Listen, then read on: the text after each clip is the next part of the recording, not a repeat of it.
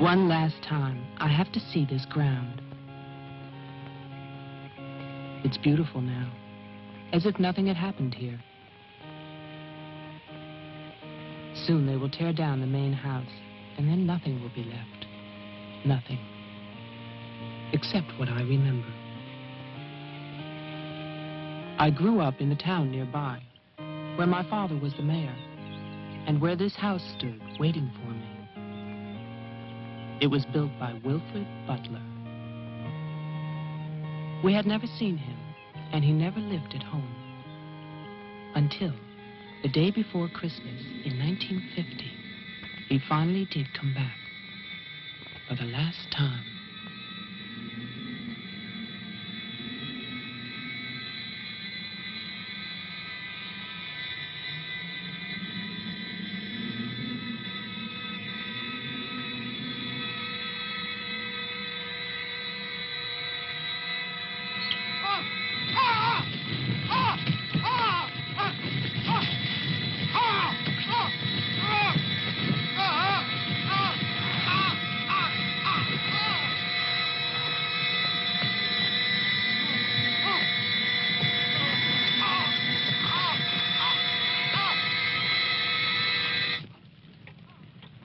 All of us believed that his death was an accident. No one knew that another person had come to Butler House that Christmas.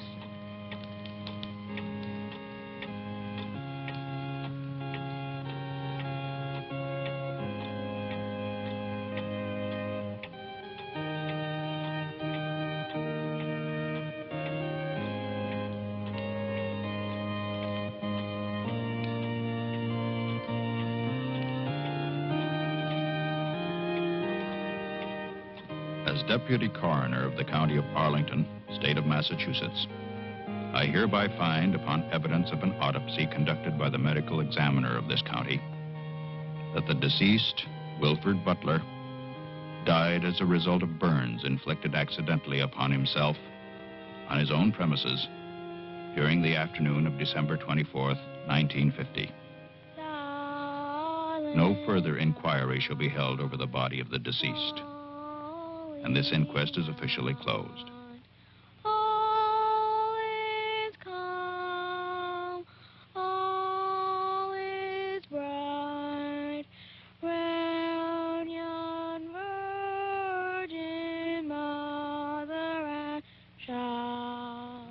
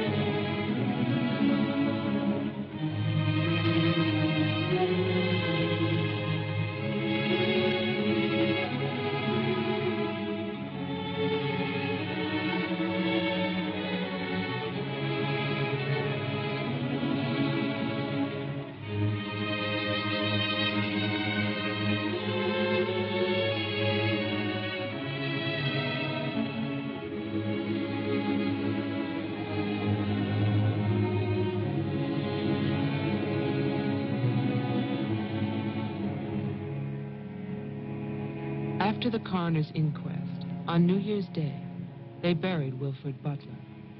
There was no one there to mourn him. It was the funeral of a stranger.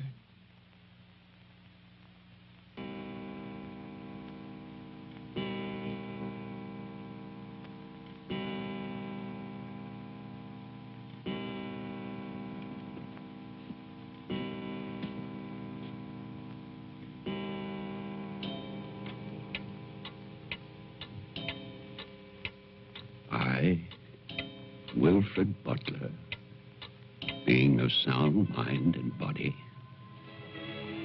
at least what the world considers sound, do hereby leave my house and its grounds and all personal effects within that house to my only surviving relation, my grandson, Geoffrey Butler. And I solemnly charge him with one duty. Let him leave the house as I left it, standing untouched to remind the world of its inhumanity and cruelty. For 20 years, that house lay empty, exactly as Wilfred left it. And then, last year, rumors began that it was finally being sold.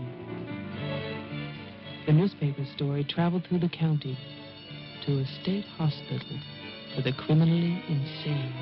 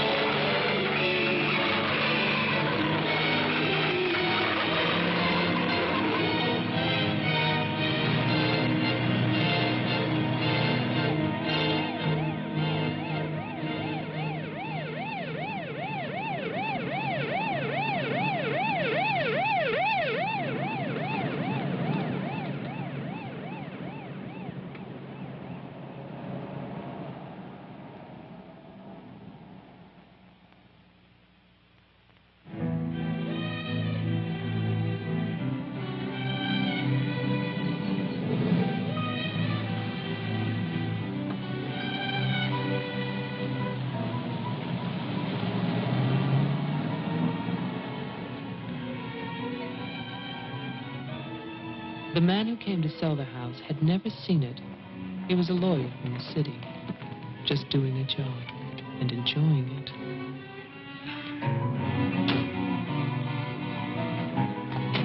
Stop! And look serious, please. Oh, you're hopeless. Oh, look! Hey, wait, where you going now? The mayor's gonna have a fit, kid. One more shot. Come on. Stay there. I want one together. And smile.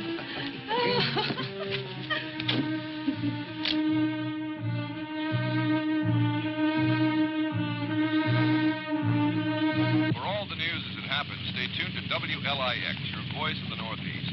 This is Roger Fowler with local stories. First, today's headlines.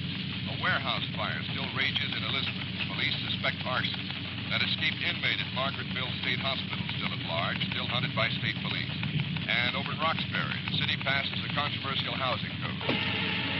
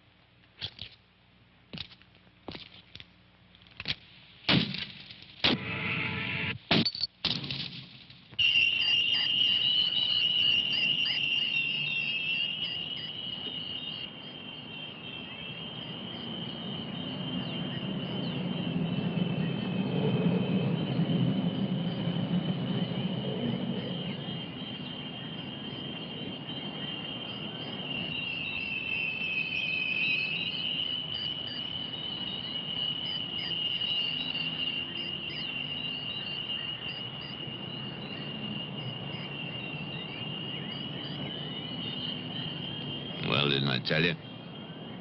It's beautiful. Can we see the rest of it? Honey, that was it.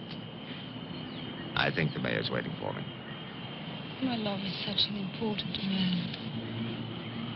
Right. Laura always says that. Darling, What? Don't be long. Honey, if you get bored, just look at the view. Sooner or later, that viaduct's gonna take us back home.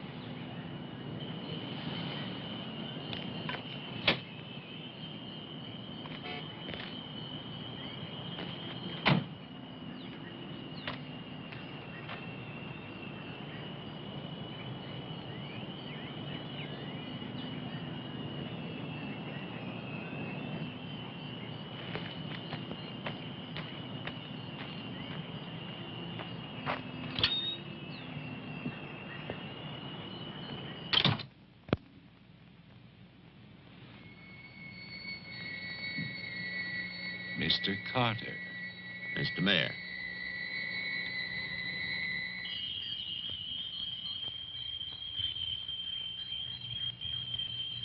Let me introduce you. This is Charlie Toman, who publishes our weekly newspaper, The Patriot. Mr. Tolman? And this is Tess Howard. How do you do? She operates our switchboard. Oh, really? We call her the communications director.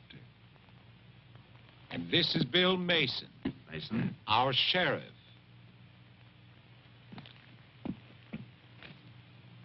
Won't you sit there, Mr. Carter, at the head of the table? Thank you. I didn't expect to meet you all together. It's quite a reception.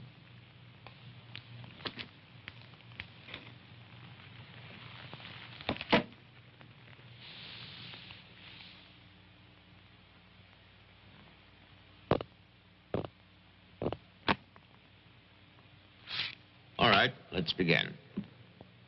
As you know, I've been retained by Jeffrey Butler. The matter concerns the house that he inherited from his grandfather, Wilfred Butler.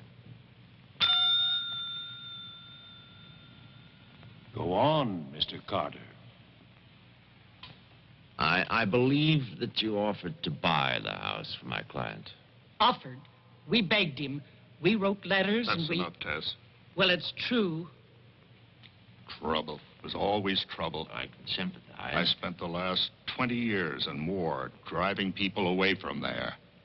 Prowlers, burglars, kids, they're the worst. Chasing for nothing because of that will. That dribble about humanity. No. Inhumanity. What the hell is that, huh? Yes, well, he was a bitter man. Hate. It must have been very hard. It must have been hate.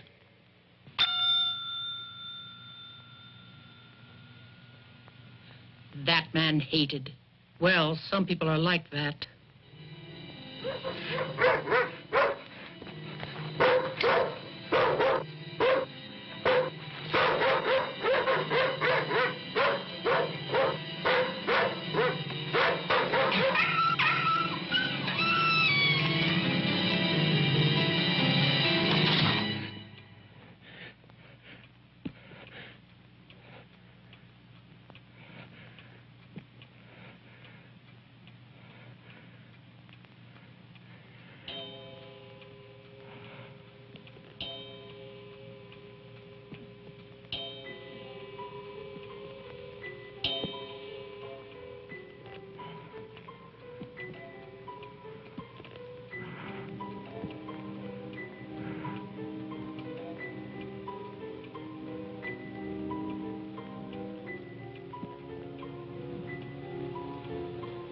The question is, well, do you still want the house?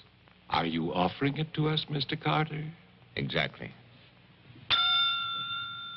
Why now? Well, that's Mr. Butler's business, isn't it? You know we're not rich. Most of us came here during the Depression. But we love this town. It's our home. And naturally, you want to improve it. Exactly. My client understands that, and he fully sympathizes, and he's willing to sacrifice the house for $50,000 in cash by noon tomorrow.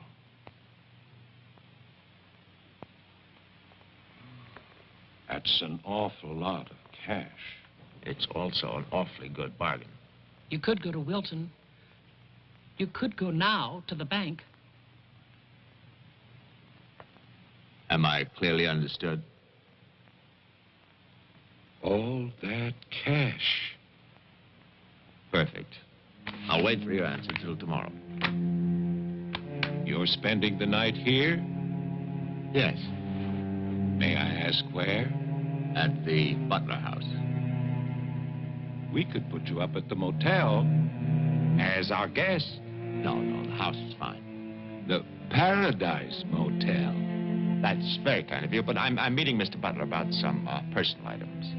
You'll want a phone. I can reconnect the line. Don't trouble, please. No trouble. You'll need a phone. Don't want to be stuck out there. Well, you've convinced me. Thank you. By the way, have you known Mr. Butler a long time?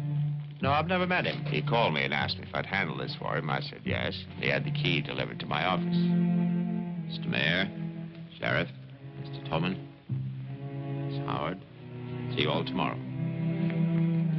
In fact, I'm looking forward to it.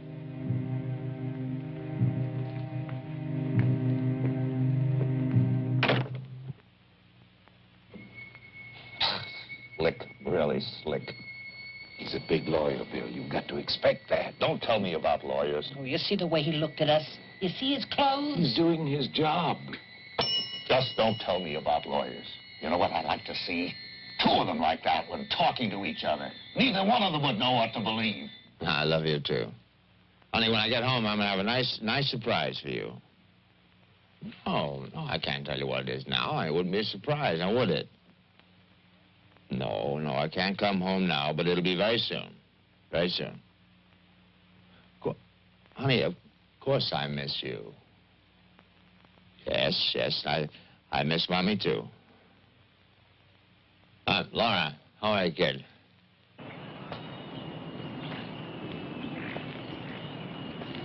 So I'll call tomorrow. No, I want to call. I want to talk to Jenny.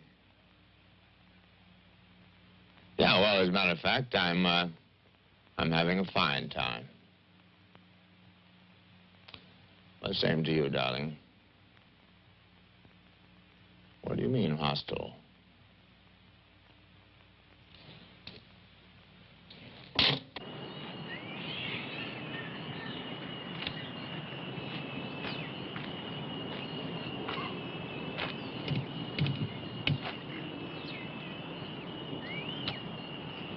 I was wondering, if we get it, what then?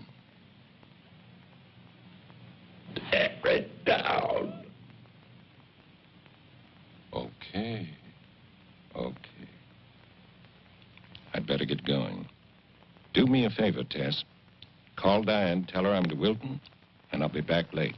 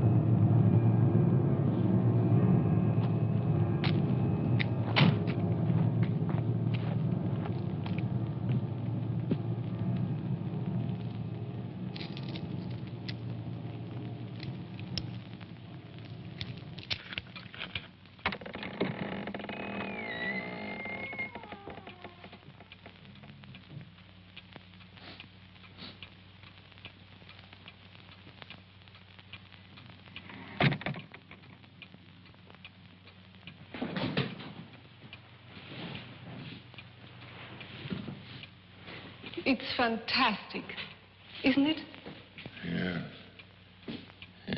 Butler wasn't kidding. Nobody's lived here for years. That would be such a waste. It's his grandfather's monument. You know, There's a caretaker who keeps this place just the way he left it. What kind of monument is this? Well, that's the trouble. Nobody remembers anymore. That's what usually happens in America. I remember this. And he walks with me, and he talks with me, and he tells me I'm his own.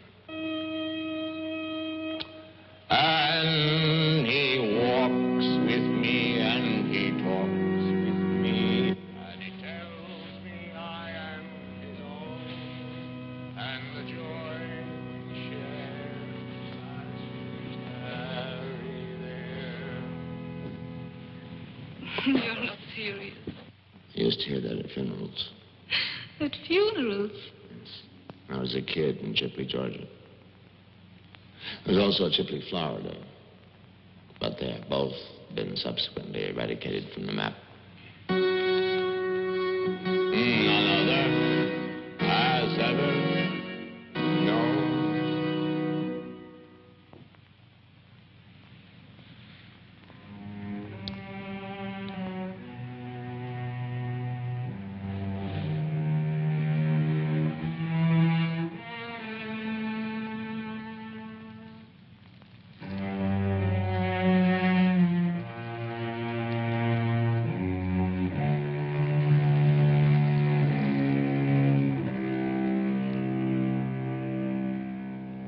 The only thing open was a delicatessen, so I brought you pastrami, salami, potato salad, macaroni, everything you like. I'll have bologna. And macaroni. No, some of that potato salad. Did you pick the wine, too? The delicatessen man took a personal interest in its selection. Oh, well, we got lucky again. That's early 1970. That's hard to come by. Can I have some, too? Of course you may.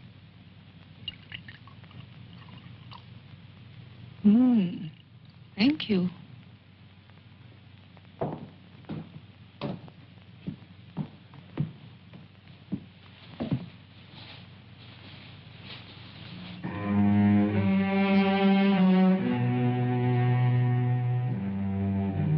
It must have been wonderful. What? The people who lived here. They must have had a wonderful life. Well, I hope they did. Wilfred Butler must have believed in something. Look at that stone fireplace, parquet floor, the mahogany, this table. And you probably think this place is made of wood, right? Well, Wrong. You know what his grandson told me? Underneath that wood, there's 2 feet of stone. The foundation is 8 bricks wide. Now, someday they're going to come in here and they're going to tear this place down and they're going to build little tract houses all over this property on quarter-acre and half-acre lots. And that bulldozer's going to come up that hill toward this house. And it's going to get the surprise of its life. They built a kingdom out here. I mean, nobody's left. no. Butler has a grandson. No, he's probably like the rest of us, wants money. You know, he's asking $50,000 cash for this place, and if the only way he can get at least $250,000. But he won't take his time. So he'll get screwed.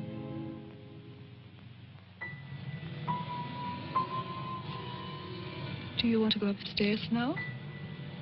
Soon. You know, one of the great pleasures in life is the pleasure of anticipating pleasure. Isn't it? We are very close now, aren't we? Sure, honey. Very close.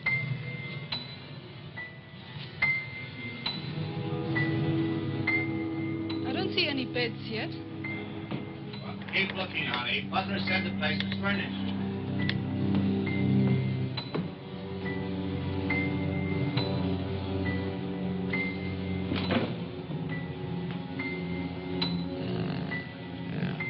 It's furnished.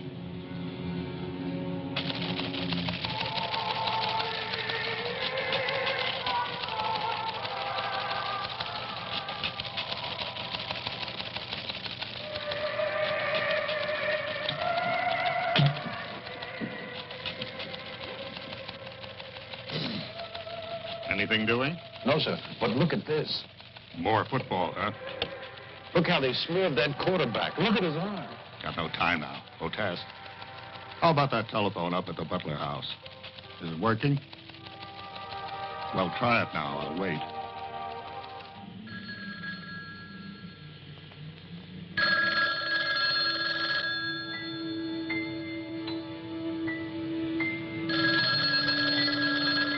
Hello? Oh, yes, Miss Howard. Yeah, the phone's working fine. Very nice of you to call. Thank you. Night. Honey, I'm going down to the car to get some cigarettes. Be back in a minute. Okay. Don't get lonely. No, no.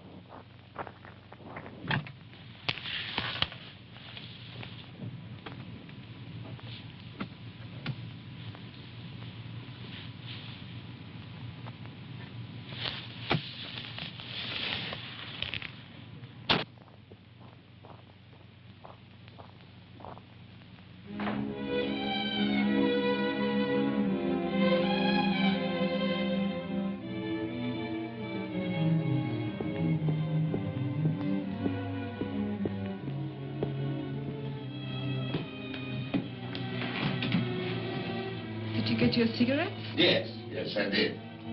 May I have one? Sure. You know, it's the most amazing thing.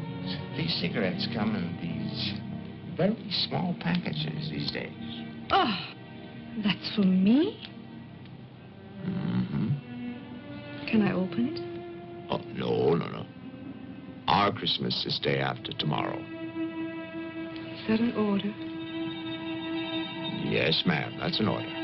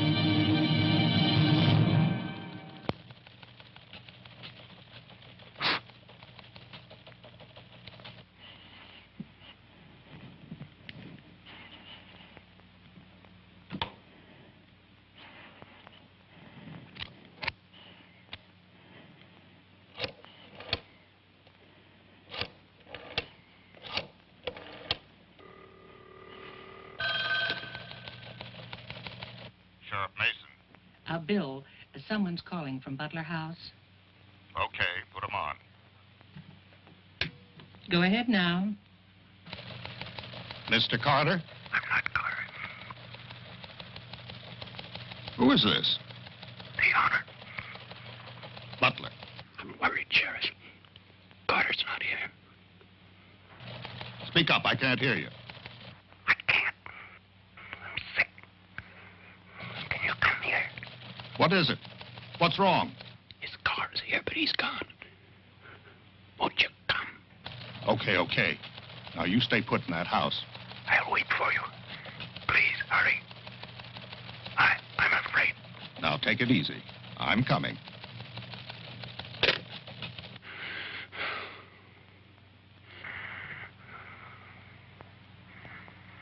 Mr. Butler, are you done? Tess, I've come back. What's that? Tess, I want to see you again. Hello? Who is this? You know me, Tess. It's Mary Ann. Tell the mayor. Tell them all. I'm waiting in my father's house. Tess, it's so lonesome here. Don't be long. Hello? Hello? Hello?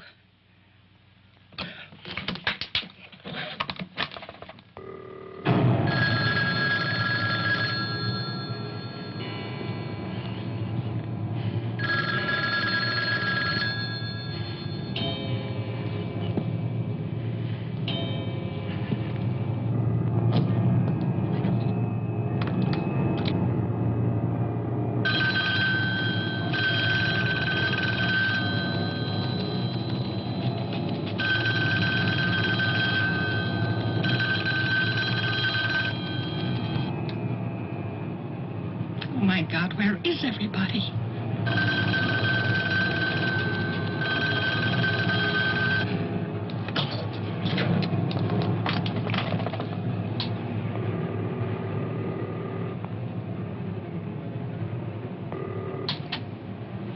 Hello? Oh, Maggie, thank goodness. What is it, Tess? Something's come up. Something urgent. Can you start early? Oh, honey, I'm watching TV. Maggie Daly, you get yourself over here. What is it? Just get moving, Maggie. Just please hurry.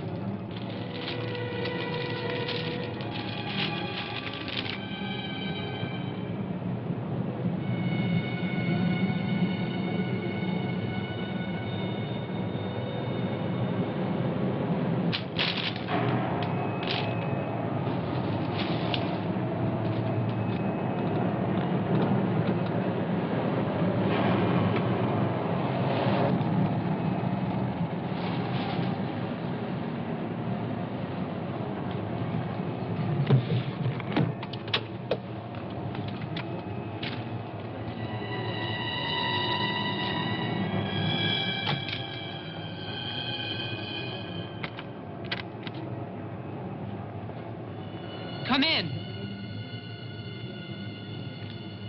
It's open. Okay, mister, that's far enough. What do you want here?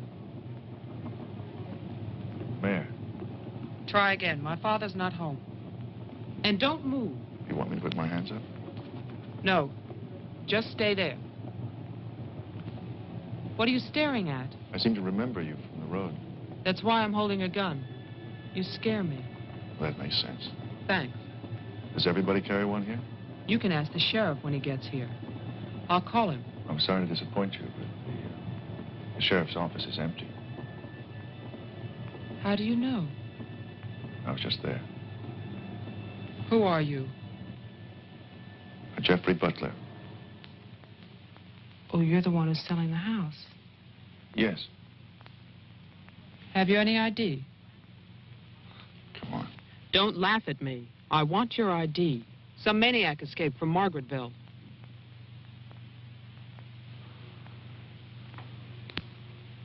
Okay.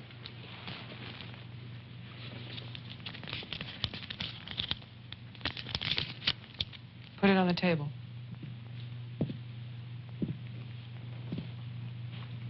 Now go back.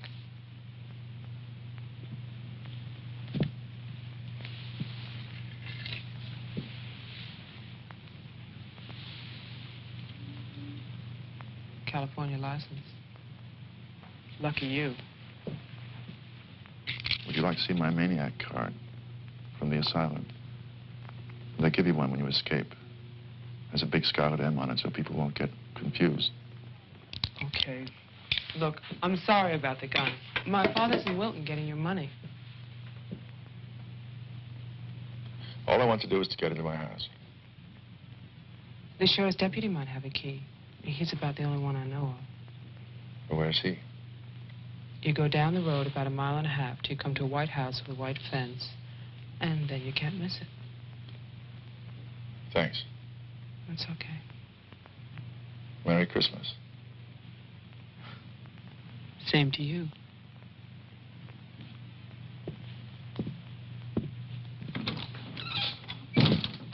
If I don't call back in an hour... What? Call the mayor or Mr. Tone and nobody else.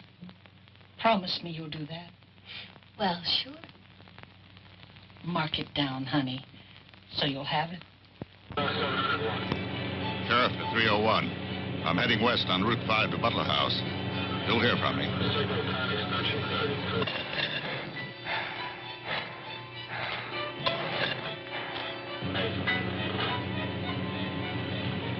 What the hell? What's that light out there?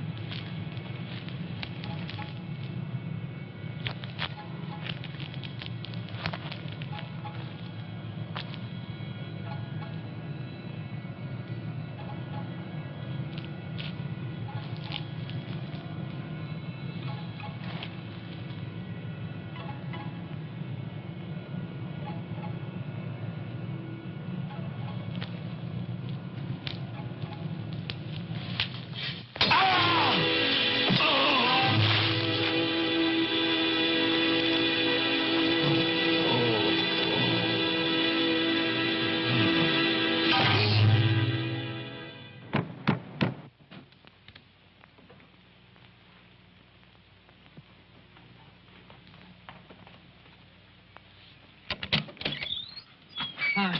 Hi. Did you find the deputy? No, I wasn't there. Oh. I was thinking, isn't your lawyer supposed to be at the house? The door was locked.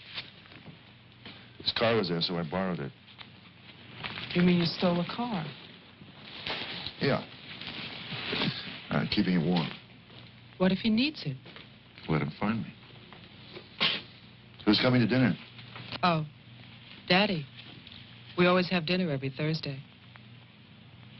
Do you want something? No, I ate Paradise Motel. Yeah, I know. It's awful. What about a drink? Yeah. It's Cheap bourbon, but that's a big favorite around here. Do you want ice? No, straight.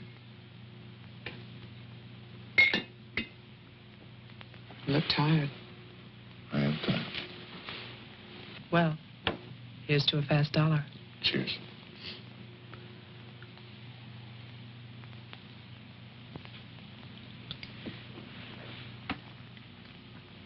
Why did you decide to sell the house? Needed the cash. After all these years? I need it now. Huh. What's it like on the inside? You know, I've never seen the inside. When I was a child, my father told me to stay away from it, or something terrible might happen. Sort of like a haunted house. I haven't seen it either. You're going to sell it? You've never seen it? Yeah. I don't know. It's too bad. It's about the only place to see around here. Oh, I forgot. Someone keeps calling with a message for my father. She says that she's waiting at your house, in the reception room. What woman is waiting in my house in the reception room? Oh, I don't know. It's not a voice that I know. I better go out there. Can I come too? What for? I'm pushy. I suppose you'll be going back to California soon. California? You said you lived there, remember? No, I'll be traveling. Jeff, look. It's the sheriff's car.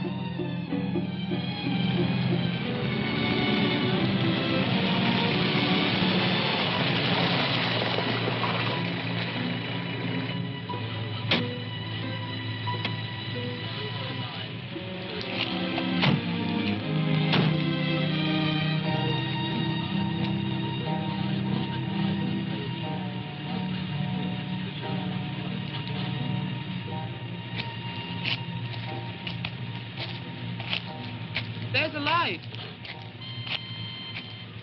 Look at that tombstone. Pretty cheerful. Who bears the cross shall wear the crown. Wilfred Butler. My grandfather. Oh.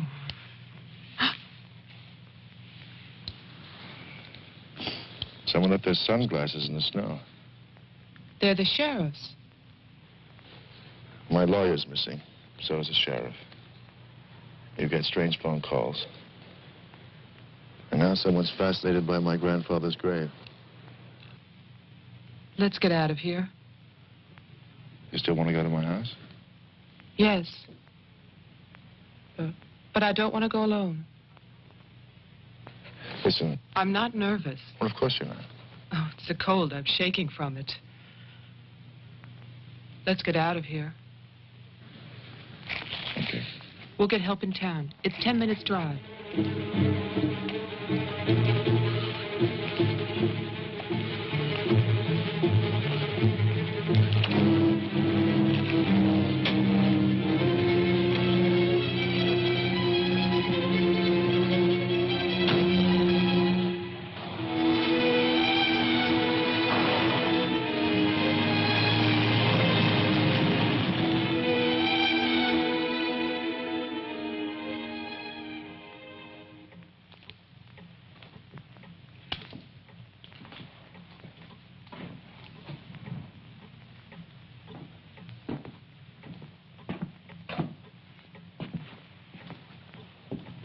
Good night, Mr. Tillman. Have a nice holiday.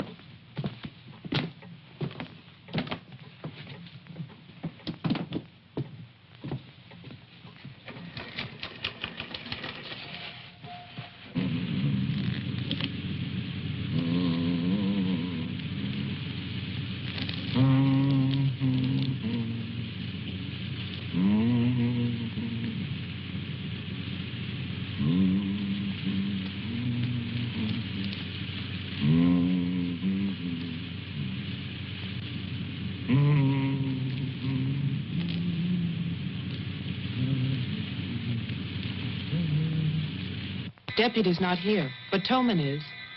Who's Tolman? Come on, you'll see.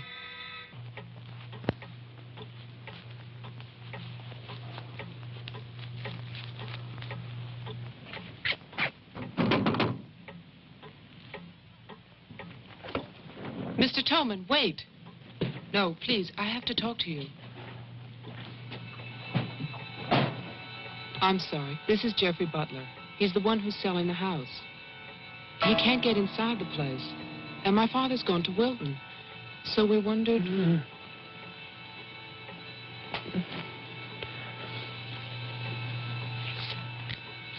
Anything wrong? He'll tell us. Tess has gone to his house. Why would she go there? I don't know. Anyway, she won't get in. You say it's locked. He says she hates the place. Would you like to drive there? Diana could stay here, lock herself in. I need a key.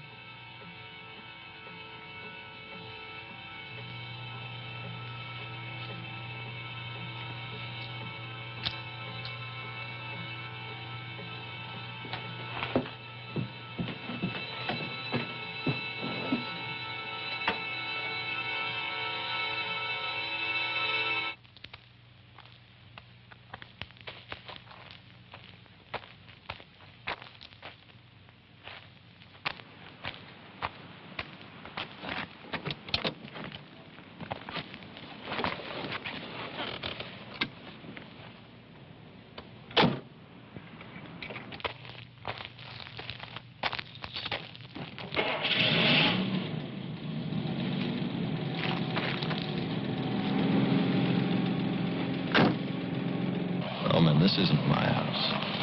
It's Tess's.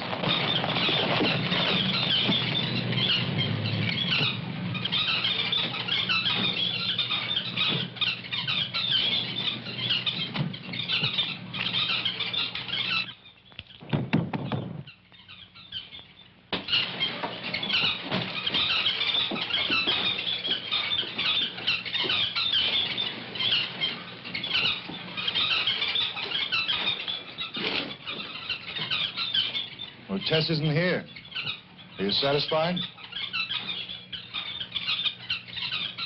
She must have gone to my place. Well, why wouldn't she go there? She hates it. Maybe she went to see the woman who's there. Someone called the mayor's house before. Said she'd be waiting.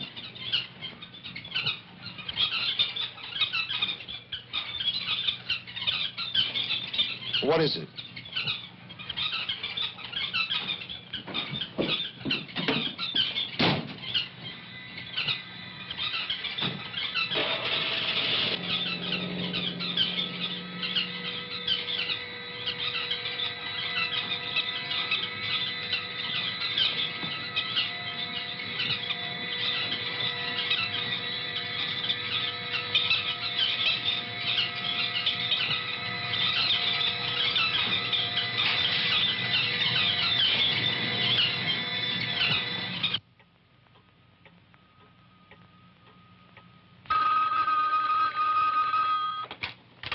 Hello, Jeff?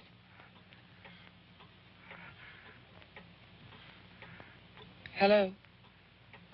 Is anybody there? Who is this? I'm Diane Adams. I spoke to you before. Bring your father to the house. This is Marianne. Tell him I have the diary. I'm waiting. Who are you? He'll know. Christmas Eve, 1935. Hello? Hello?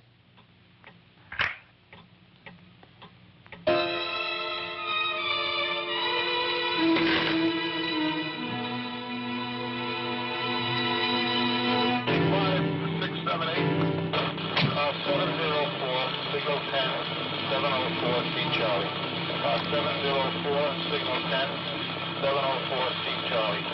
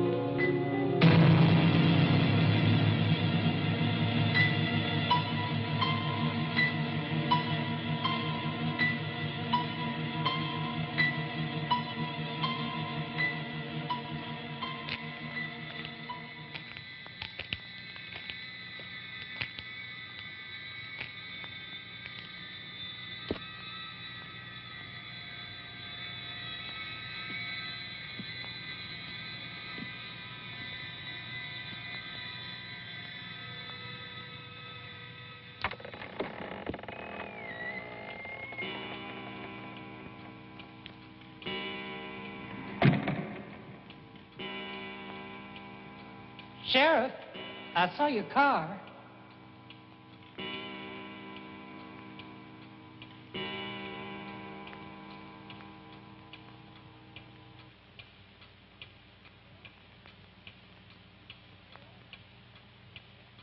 Bill? Is that you?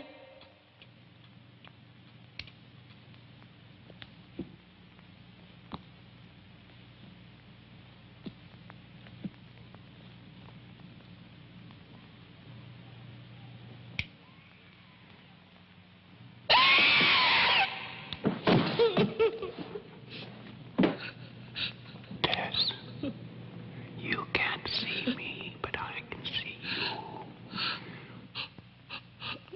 Oh, yes, I remember that face. You're older now. And fat.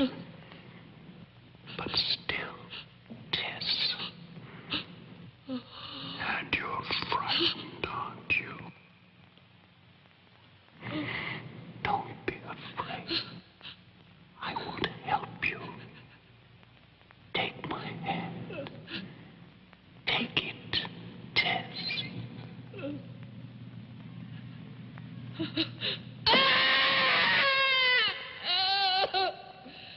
1920. The person on the telephone said 1935, Christmas Eve. But that's not the beginning. In 1927, Butler House was restored by Wilfred Butler. After that, I find social notes, parties, nothing special. Then, in 1930, Butler's wife, Catherine, dies of tuberculosis. In August 1933, it starts. Wilfred Butler's daughter is cruelly attacked and raped. Her name is Mary Ann, the same name as the caller who left those messages tonight. She's 15 then. On May 2nd, 1934, Mary Ann Butler gives birth to a son, Jeffrey Butler. Jeff. Early in 1935, Butler House is turned over to a Dr. Robinson as an asylum for mental patients. And then Butler goes on to say that he has committed his own daughter. Mary Ann will live at the asylum. There's no end to this story. It's been carefully cut out of all the papers. Why would Toman do that?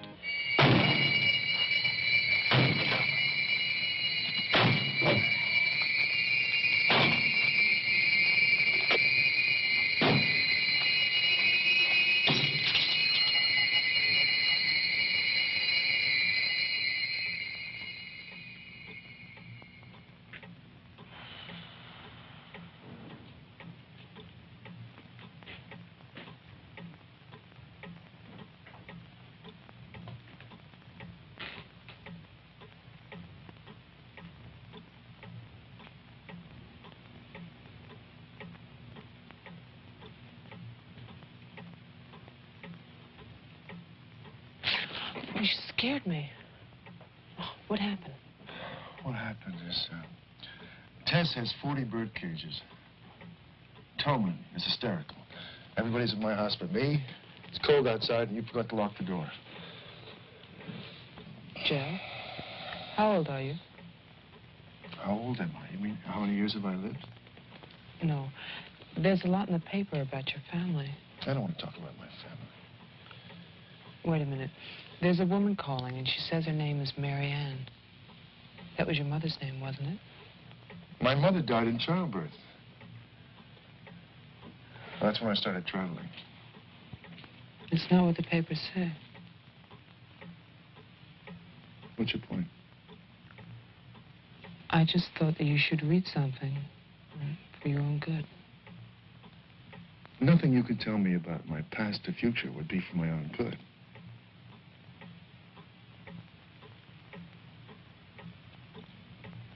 Where is the paper? It's on the table.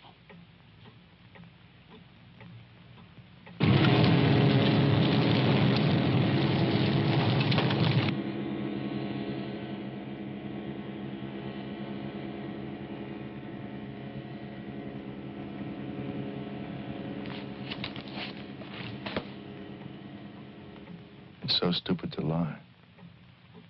I missed the whole event. Jeff, maybe your mother's still alive. Maybe she's waiting for you at the house. I don't know.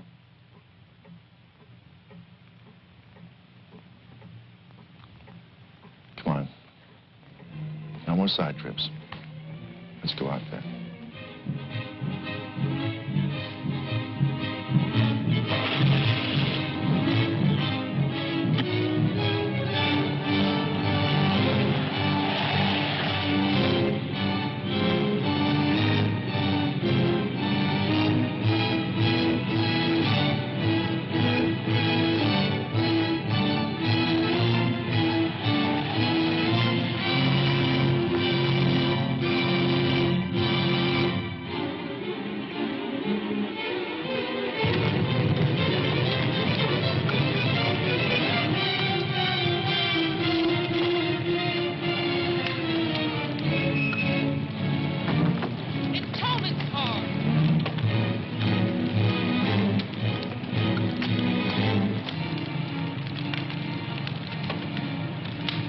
It's empty.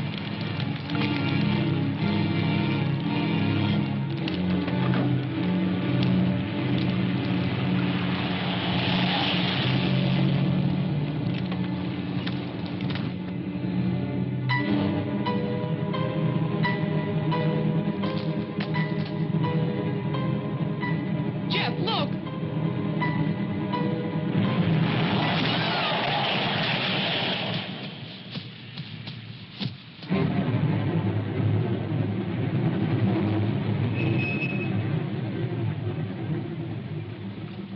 Oh, my God! Stay back! It's Tolman! Stay back!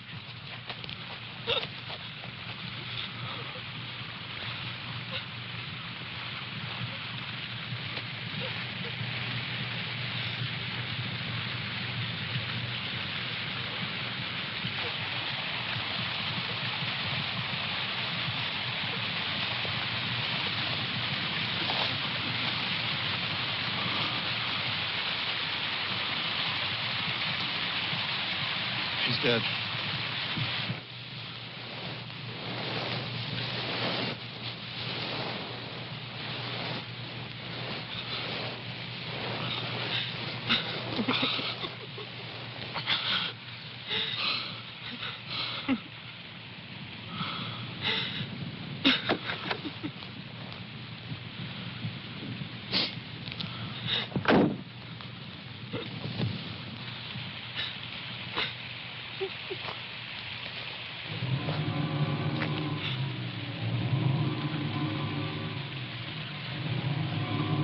His hands. Somebody cut off his hands. You killed him. You killed Tolman. He was asking for help. You killed him. Get in the car.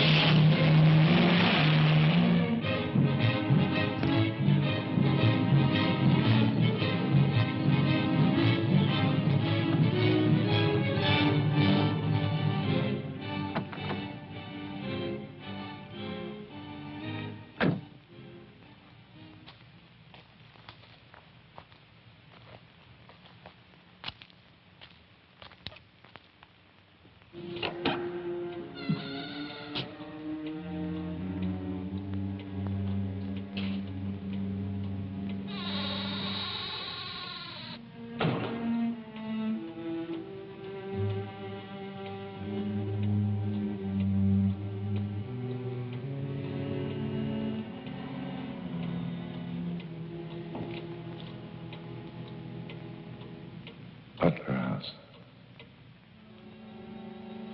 The keys. He took them.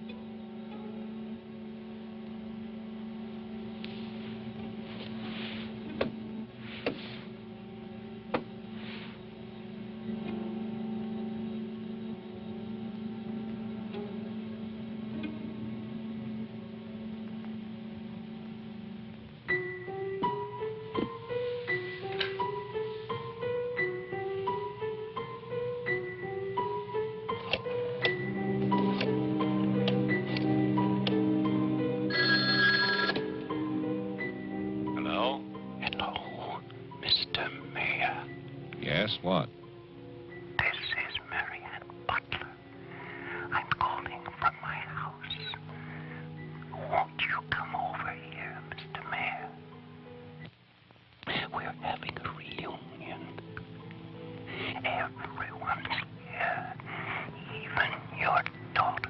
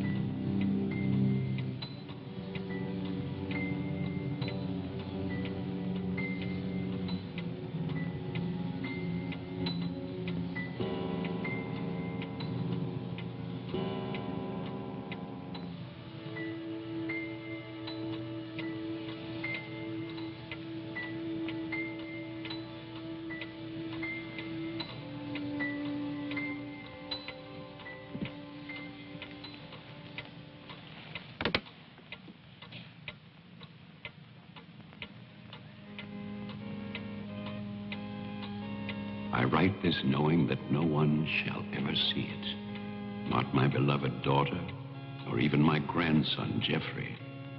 I write for myself in the hope of forgiveness, if that is still possible. And I write for you, Marianne, whose youth and innocence I have destroyed. By 1935, the doctors had treated my daughter for a year. I had believed they could cure her. The child, Jeffrey, was taken from us and sent to California. I turned my house into an asylum. I brought doctors to live there. I welcomed other patients. Useless. All of it.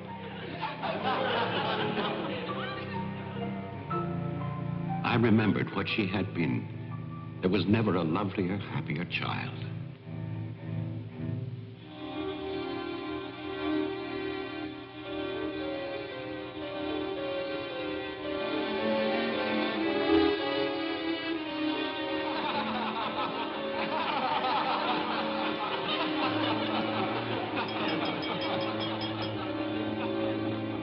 Ladies and gentlemen, now quiet, please. I propose a toast. Doctor, please. By Christmas of the first year, I knew that I must act, not for myself, but for my helpless child. Led him to create this institution. Our friend. I had no plan. All I knew was that I must take her from these men with their promises, their lies. Shall we? Huh?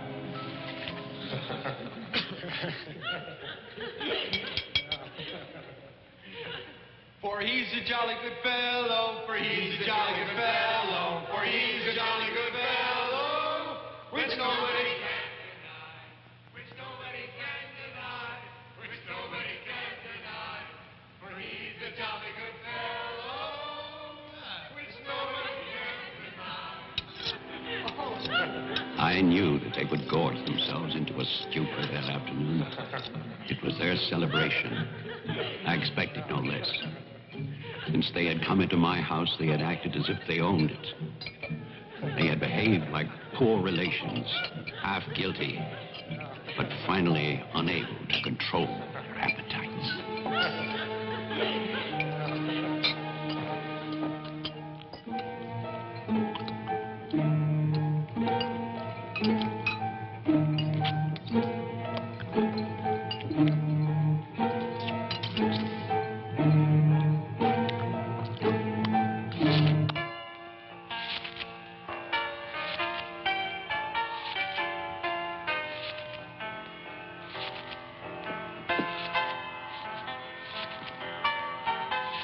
After dinner, they danced and drank as they usually did. All the time, Robinson would smile and reassure me. They expected me to believe, because I had no choice. Wilfred, trust me.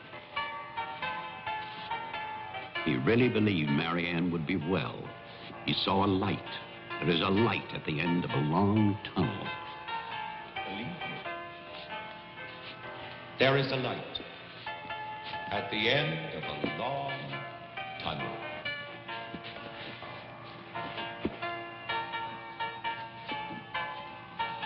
Stay here, Doctor. I'll get more champagne. He was ready. I knew it. Drunk and fat and full of his own importance. I left then.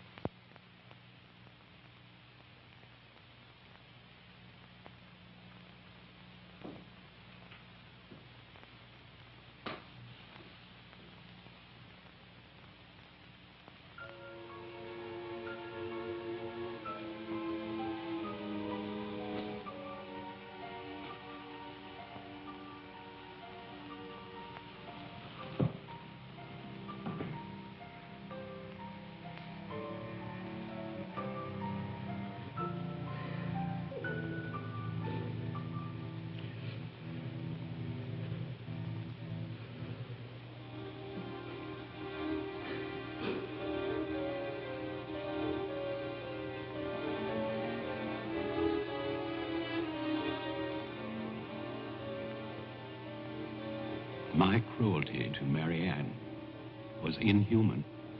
I know that. I had loved her. I had fathered our child, Jeffrey.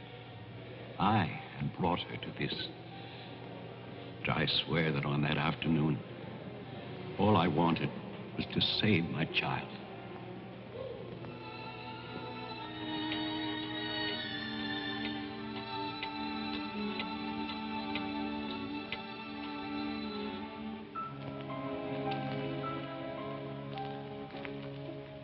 My hope was to get her away from that house.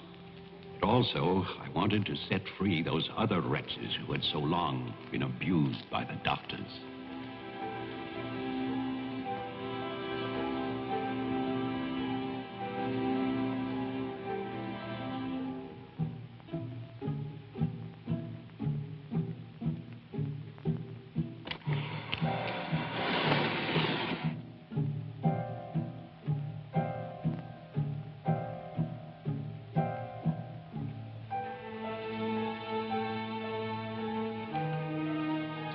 I knew what they might do if these inmates were freed. And this is my guilt. I knew. And still, I freed them.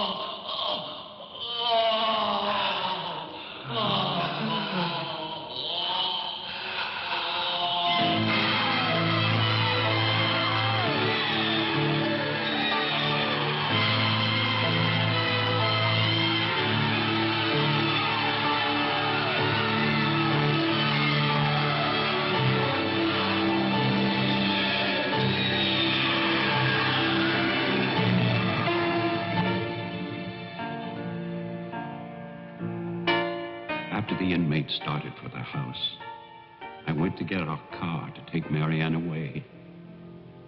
I do not know exactly when she slipped away from me. I assume that when they saw her in the dining room, the inmates believed her to be part of that household which they hated. And so, they killed her. Later, there was a celebration. And then most of the inmates fled. I don't know where. But I shall never forget what they did to my child. Since that Christmas, I have lived in prisons and asylums. Lived anonymously, as an animal. I have wandered in bitterness until all seasons have become as one. And that is a season of vengeance.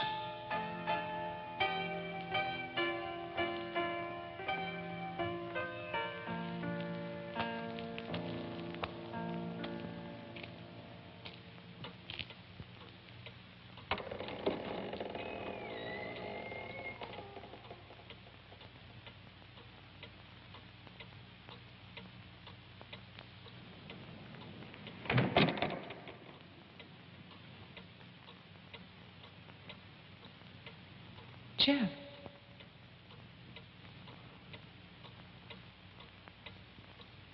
Jeff. Wilfred Butler is still alive. This is still his house. Your grandfather died in 1950. He was burned to death in this house. My grandfather poured gasoline over a squatter he found here. The town wanted to believe he was dead. They still do.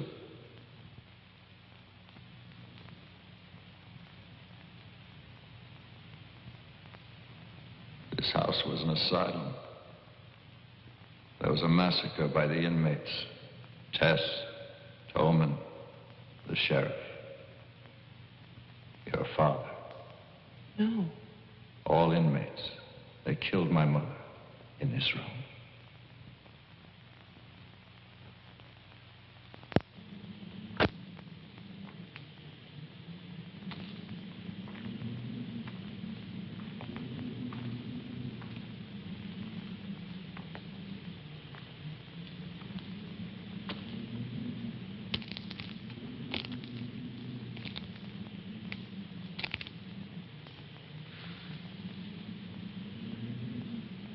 Who's that?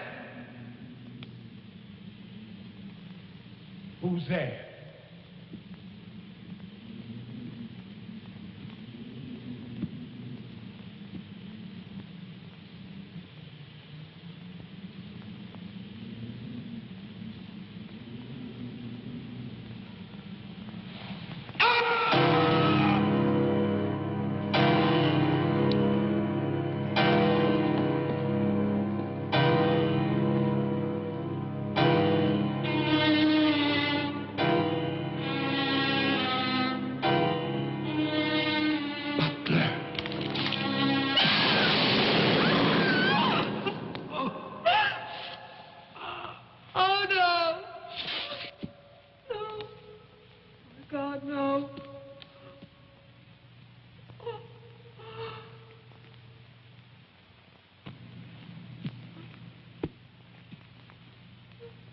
Daddy? Daddy?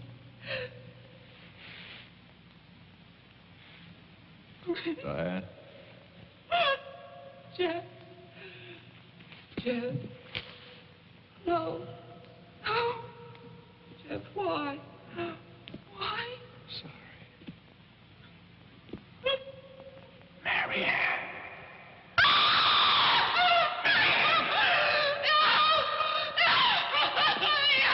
Don't run away.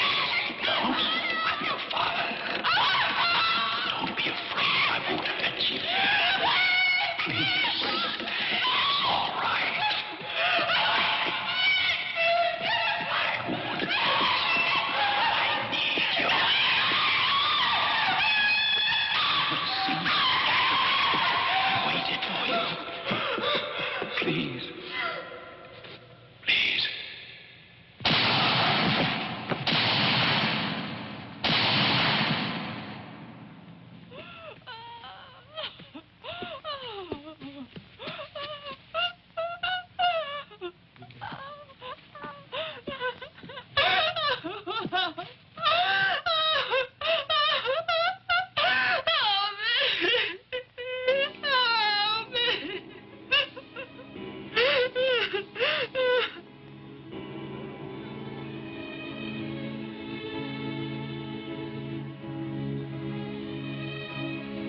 I spent that night weeping. By morning, there were no more tears.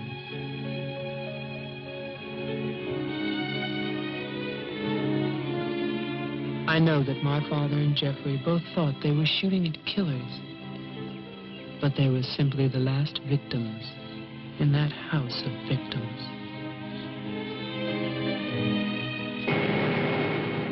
And now, a year later, they will tear down Wilfred Butler's monument. But they can never destroy my memories of what happened here.